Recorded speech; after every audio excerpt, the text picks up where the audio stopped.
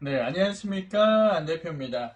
자, 오늘은 초보 원장님들이 힘들어 하시는 것 중에 하나, 굉장히 어려운 거죠. 직원 관리. 결국 사업을 하면서 많은 어려움들, 많은 요소들이 있지만은 직원 관리만큼 어려운 게 없다고들 하시더라고요. 자, 그래서 오늘은 이 직원 관리를 어떻게 해야 되는지에 대해서 여러 가지 부분들이 있지만은 좀 간단한 팁 하나 드리는 시간 갖도록 하겠습니다. 잘 따라오십시오.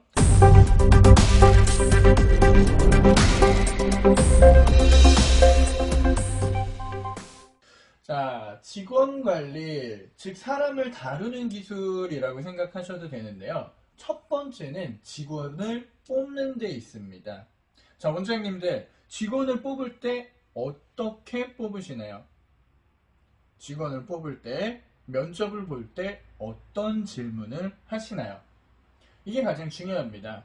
내가 생각하는 내 센터에 아마 제 영상을 계속 보셨던 분들이면 나의 철학이 굉장히 중요하다는 것은 알고 계실 텐데요. 이 철학에 동의하는 사람을 뽑으려고 하는지 아니면은 그냥 단순히 지금 수업에 들어가야 되는데 사람이 없으니까는 어떤 누군가를 막 끌어당기고 있지는 않은지 라는 것을 생각해 보셔야 될 거예요.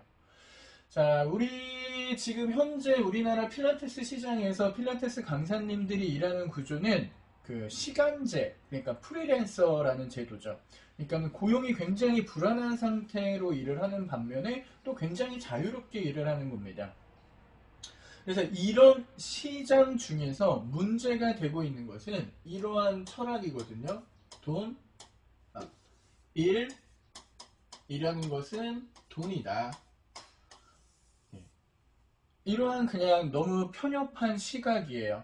현재 우리나라 필라테스 강사분들이 성공하지 못하는 첫 번째 이유를 저는 이거라고 두고 있습니다. 일을 돈으로 보는 시각.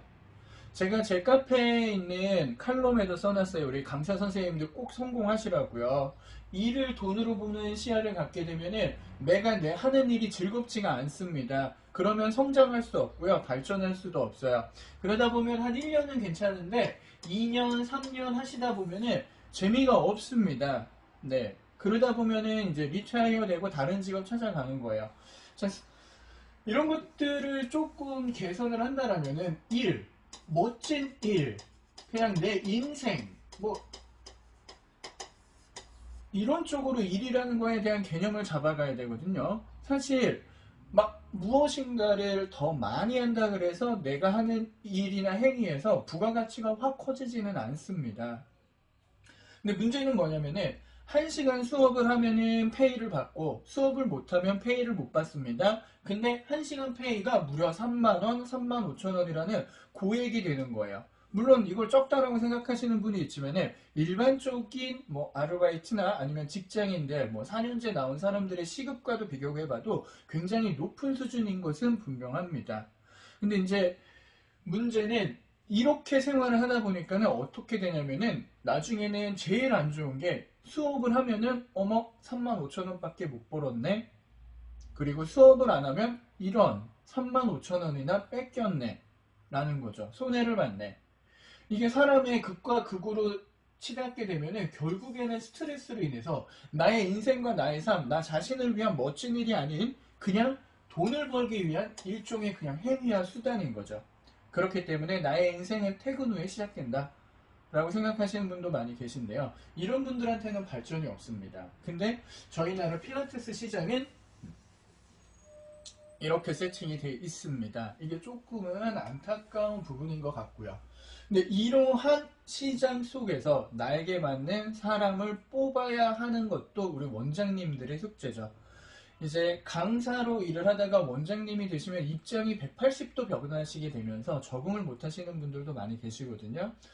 여러분들과 함께 직원을 뽑는데 이런 사람만큼은 뽑지 마세요라는 걸로 통해서 직원을 뽑는 방법에 대해 생각해 보도록 하겠습니다.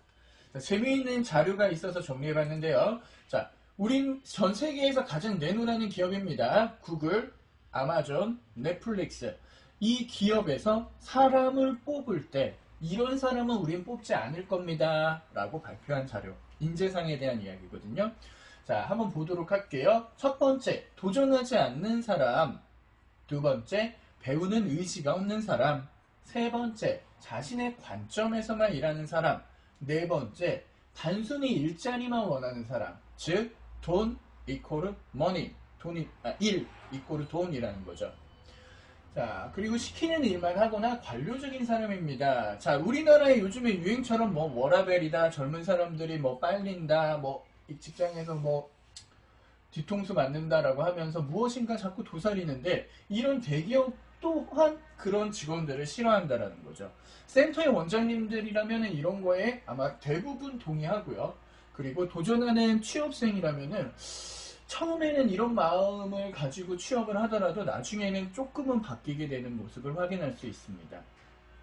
어쨌든 구글이라는 곳은 이런 사람들을 뽑지 않는다고 해요. 저도 그러고 싶고요. 아마 대부분의 원장님도 다 똑같을 겁니다.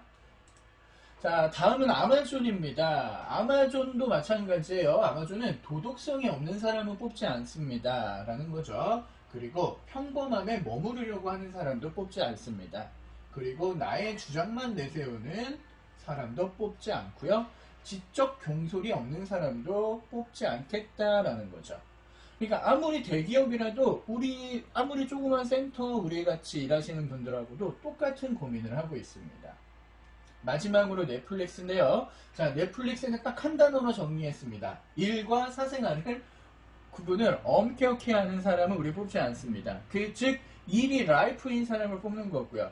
제가 말씀드리고 싶은 것은 앞에서의 주의점들, 이런 사람은 피하지면은 어쩔 수 없이 고용하시잖아요, 원장님들. 하시면은